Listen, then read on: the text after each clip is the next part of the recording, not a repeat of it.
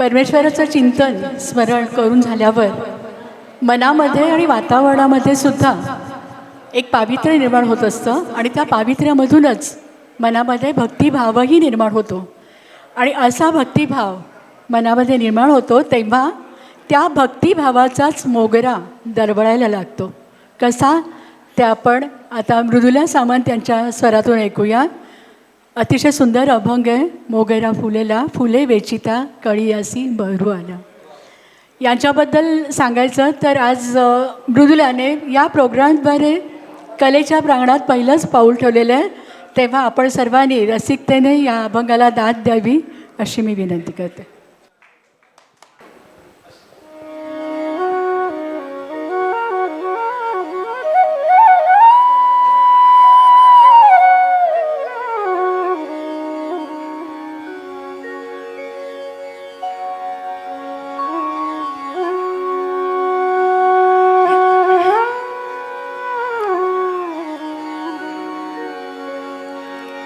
मोगरा फुलला मोगरा फुलला मोगरा फुलला मोगरा फुलला फुले वेचिता बहरू कळीयासी आला.